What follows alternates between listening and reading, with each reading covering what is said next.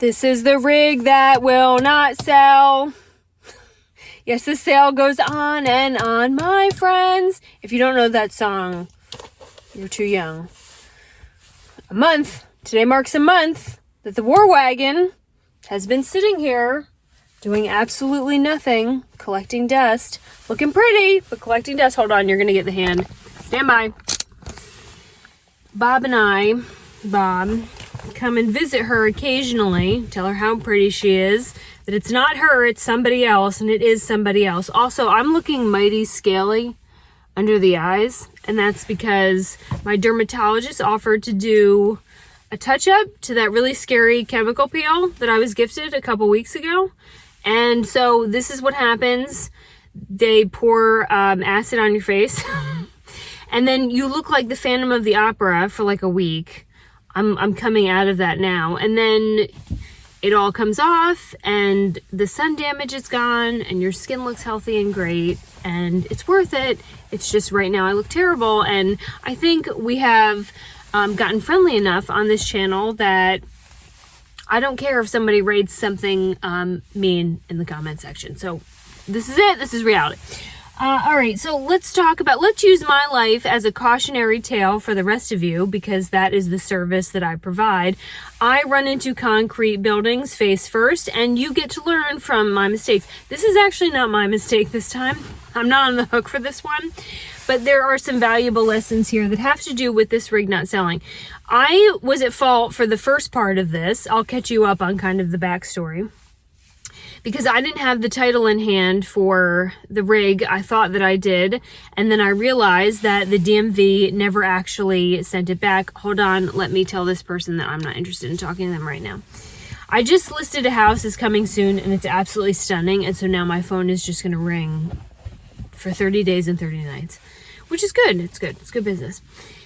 I didn't have the title in hand. The DMV never sent it. We had to wait for the title to come, and then my buyers, who I adore, who are in Washington State, and he's a police officer, so I'm like, I finally got over selling this because I know it's going to just a good family. Very happy about that. But they mailed the check. I pointed out that we could put our banks together and like why, but they wanted to they mailed the check, and when they put it in the mailbox, that huge winter storm that wiped Texas nearly off the map came. So they sent it overnight with FedEx. Overnight. It took a week to get here because FedEx is this small startup company that's still learning where the roads are. It took a week. I get it. The check clears. Wonderful. We're going to now call the hauler because they're going to have it mailed. Come on, Casey. They're going to have it shipped back to Washington State. They do not want to fly here and drive it back. I totally get that. When I bought the War Wagon in Florida, I had never towed anything in my life. I can barely get groceries in the back of the car safely back home. I had no business towing this thing. I did. But I went through the process of using uship.com, where you get bids to ship it, and there's people that this is what they do. This is their job. They deliver cars and RVs and boats and vehicles all over the place. Now they're going to leave a voicemail. I think it says on my voicemail, do not leave a voicemail. Just text me. They persevere. Anyway, so we call the hauler and we set up a time to do this. Let me back up 1 second. Story within a story. When I got the check, which I was obviously happy about getting, there was the check and then there was a dollar bill in there. This is the good part of the story.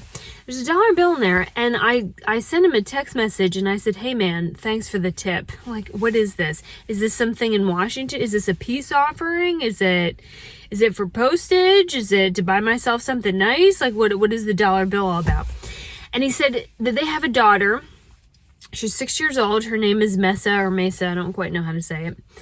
And she had been so excited about getting a camper, buying a camper. Family was going to get a camper, that she got out her piggy bank. This is a girl after my own heart.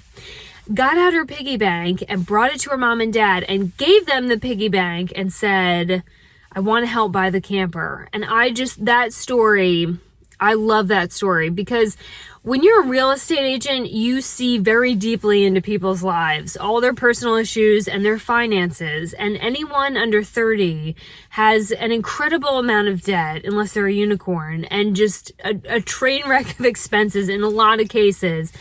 And so when I hear about this 6-year-old little girl who loves travel like I do, and she's a piggy bank, and she's been saving up, and she's using her piggy bank for experiences in life and not Bojangles and Chick-fil-A and gas station soda and Hulu and Netflix and OnlyFans.com and all the other things we don't need, but we have. I was just so touched by that. And so I thought, I'm going to have to frame this dollar bill. I want to reward that kind of behavior because I think it's fantastic if a little kid understands the relationship between savings and delayed gratification and buying experiences in life. So we talked about it on Patreon. I was trying to think of some little gift that I could get her that I could hide in the RV in her future bedroom to find. And we talked about travel journals, and we talked about a couple of national park pass, but a gift should have meaning. Otherwise, you're just giving to seem like you're a better person than you really are. And anyone who watches this channel knows the real deal. So I didn't want to get her that. So I go to Walmart, where all the wonderful things are, my favorite store in the universe, because I knew they'd have the answer. And I'm just looking around Walmart trying to find something. And I find the most hideous, enormous, fluffy pink, neon pink pig that has a rainbow colored mohawk and a horn, and it's also a piggy bank. Perfect. Exactly what I needed. I knew Walmart would have the answers. And then I get that puff paint and I write on it, Messa's Big Adventure budget. And then I had, for an undisclosed amount, got a bunch of singles to resupply what she had spent in the acquisition of this RV, and also to encourage her to keep her travel budget going. And then I included a note in there that I've never made a lot of money. I have not had a lot of money, but what I did always have was a good understanding of saving money, was being scrappy to get it and saving it. And because I have done that, I've been able to afford my big adventures. And that's true. When I left news, everyone knew that in TV news you don't make any money. And so people couldn't believe that I went out and got this, like, the van and traveled for 7 months, and how could I possibly afford that? And even when I was on the road, people jokingly said to me, although it's kind of a shitty comment to make, they'd be like that I had a rich dad or some rich boyfriend or husband. And I'm like, no, I actually understand how to save money. That's how that works. And we've talked about that. You can only hold $1 with one hand, so you're always going to have an opportunity cost. So you can spend it on the stupid crap, or you can save it and then go do the big thing. So I want to encourage her to do that. So I wrote her a little note all about that. I never had a lot of money, but I know how to save, and so it's allowed me to go have big adventures. And so this is my seed capital in funding your big adventures, and I hope you will do that the same for some other little girl as you get older. So I get this all together, and I put it in there. I get the title and all that. And the hauler's supposed to be here at 2 p.m. on Saturday. 2 p.m. on Saturday. We have had beautiful weather, not today, rain, but it's been sunny and in the 70s and just lovely. At 1:40, I call the driver, because I have his phone number, and I'm with the storage unit owner. We're ready to go. Everything is done. His name is Mitch. Mitch, the son of a bitch. That's what I've renamed him. And Mitch answers the phone like this. Hello? Hey, Mitch, this is Casey. I'm the owner of the rig that you're coming to pick up in 20 minutes. I just wanted to make sure that you were on your way. We're here. We're ready for you. So what is your estimated ETA? Yeah, I'm having truck trouble. As a fellow truck owner, I understand truck trouble. Side story, this weekend Bob the truck got his first flat tire, and I have been dressed in all black and mourning about this since then, because now I understand why parents get so upset when their child gets a scraped knee, because they're hurt and they can't tell you where the boo-boo is, and I was just devastated for my truck. But I'd say, okay, Mitch, okay, yeah, I get that, truck trouble. You haul things all over the country. 3, truck trouble. What kind of truck trouble? Silence. So now I know he's full of shit.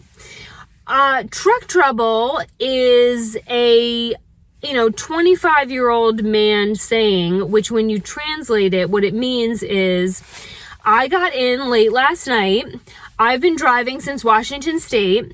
I woke up and realized that I am in a beautiful beach town filled with college-age women walking around in sundresses and bikinis because it's hot out, and there's a beach and lots of bars because there's tourist town. And so I'm going to say it's truck trouble, but really I'm hungover and I want to hang out at the beach and then drink tonight. That's what that means. But that's not what I say. What I say is, okay, can you tell me more? Are you thinking you'll be there from 3 to 4? From 4 to 5? How can we accommodate your needs, Mitch? Yeah, I'll just get up with you tomorrow.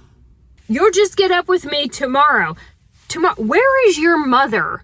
Who raised you? And that's when Category 5 Casey Roman makes landfall, because now I know that this guy's full of it. They're not coming to pick it up today. I've got the storage unit owner here. We're ready to go. They're trying to take possession of this vehicle, and Mitch, the son of a bitch, is probably drunk on the beach. We call the owner. The owner is like even less phased than the driver. And so this whole thing sort of unravels. And eventually what happens is I send one of the kinds of emails that I send when I'm getting angry. When I start to get really polite and use big words and short sentences is when I am totally ticked off. So I send one of those and basically let them know the business. And so we now have a new driver coming from Oregon to pick up on Wednesday, allegedly. Who knows? In any case, we talked about this on Patreon, and there's a lot that can go wrong with haulers. And so because I didn't pay for them, I didn't pick them, I didn't do all the research on them, but I am going to take this opportunity as we wait for the war wagon to sell and go through all this, because of course it's not going to be easy because I'm involved.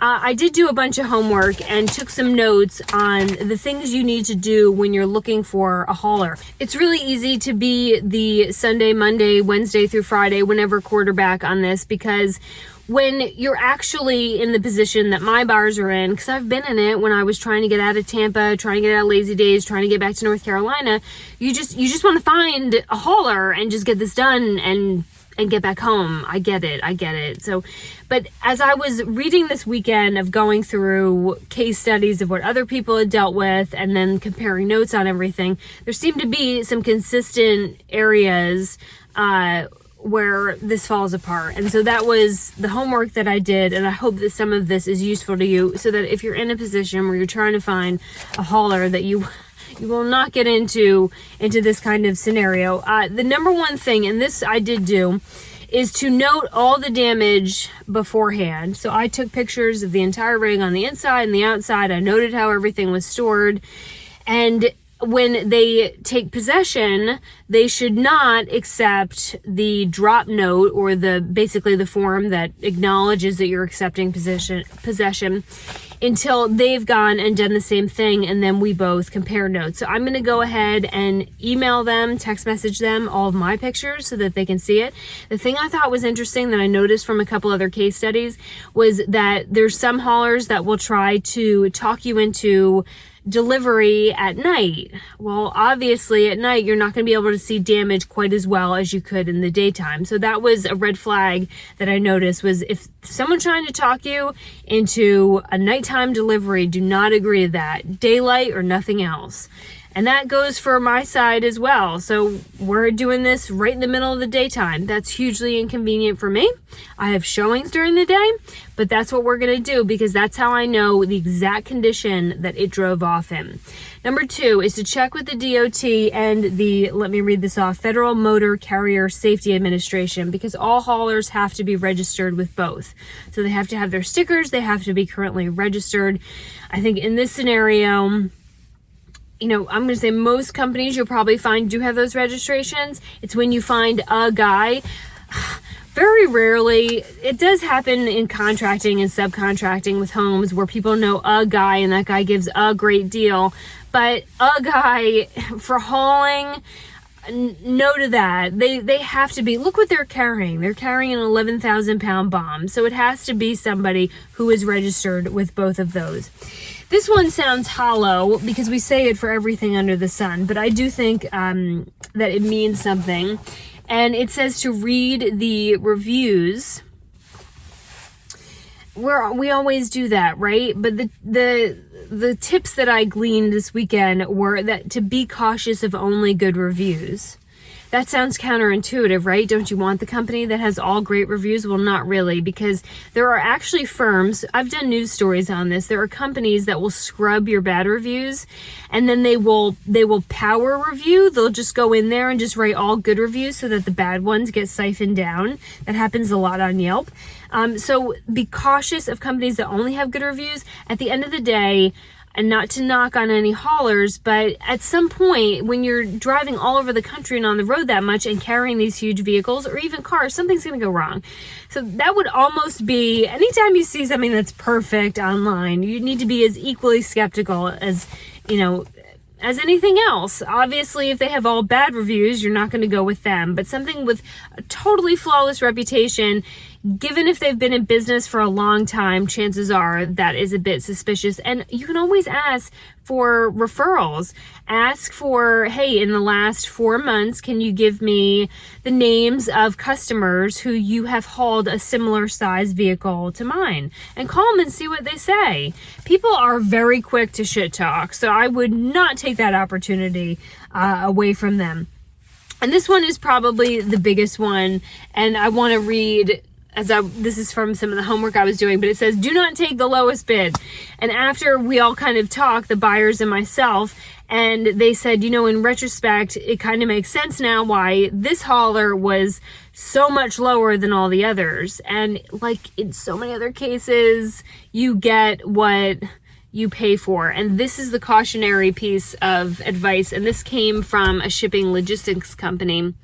And I'm not saying this is what's happening in my scenario, but I just want to warn you.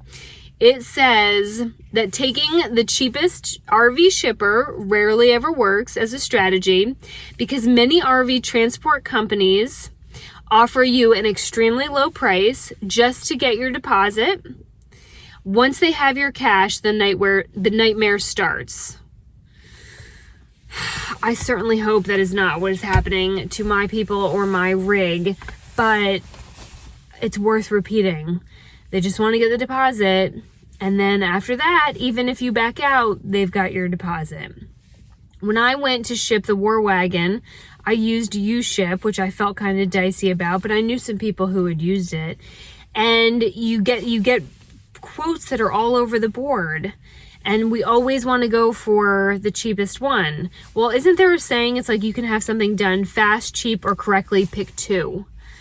So if you are taking the cheapest one, then you're going to either sacrifice on it being done quickly, or you're going to sacrifice on it done being correctly. And with something this expensive, I don't know that I'd want to sacrifice on either. So keep that in mind when you're getting bids. Have the driver's contact information that we did have. I know Mitch, the son of a bitch's cell phone number. And then understand their insurance. This is a really good one that even I didn't pay attention to when I was looking for quotes. I just checked that they had insurance.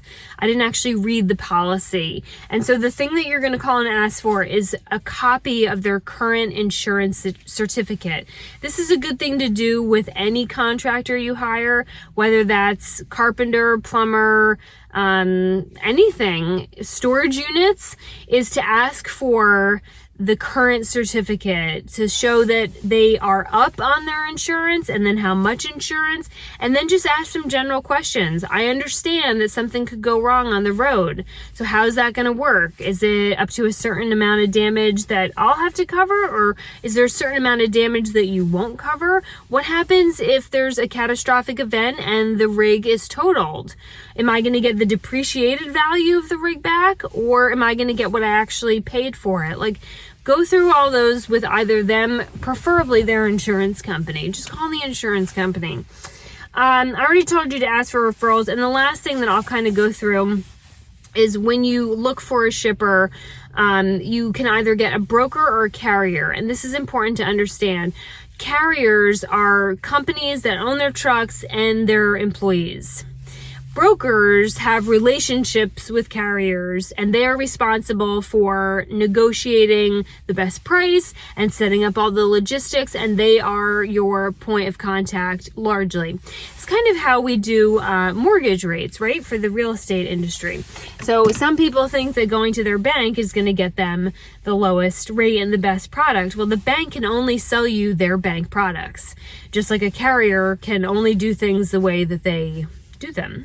A broker, whether that's for RV transport or for a mortgage, is going to call all the people that they have a relationship with and find out what is the best combination or relationship for your specific set of needs. And then they will be responsible for everything in between. In some cases, that puts like a third party in there, a middleman, and you may not like that. But most of the time, working with a broker, whether it's for car transportation or for your insurance needs or for your mortgage, is going to get you the best rate because someone else is shopping on your behalf and they can tell you what your options are. I hope and pray that on Wednesday we have a very anticlimactic pickup. Mitch has been fired from the job. We now have a new driver who I'm sure, or at least I trust, they have told what has happened here, and we will get the war wagon safely on its way. I'm certainly going to pay attention, as will the storage unit owner, to how they go through the process of picking it up. I'm going to make sure that they put air in the tires. I'm going to have a nice chat with him, military plane, about driving it at a certain miles per hour, but at the end, you give it to them and you hope for the best. Meanwhile, Messa's gift is in there, and I'm also going to tell them where that gift is, as where the title is, so that they can go get it and make sure that it's all in one piece, that there's been no theft. I will also say that in a couple pieces of research from other people, I saw where haulers had stolen things out of vehicles or RVs, or like wouldn't release the title until they got X, Y, and Z, and we're just, it does happen, which is why getting the best business, even if it costs you a couple $100s more, is gonna be the easiest thing to do on the front end rather than deal with it at the back end.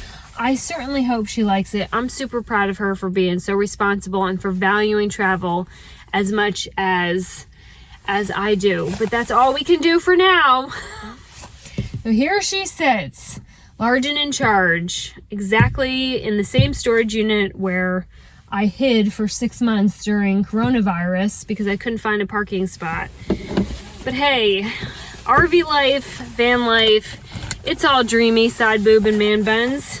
Don't let anyone tell you otherwise. I will hit you back with an update when I have one, weirdos. Learn from this channel. Do not repeat my life. That is the lesson to live here.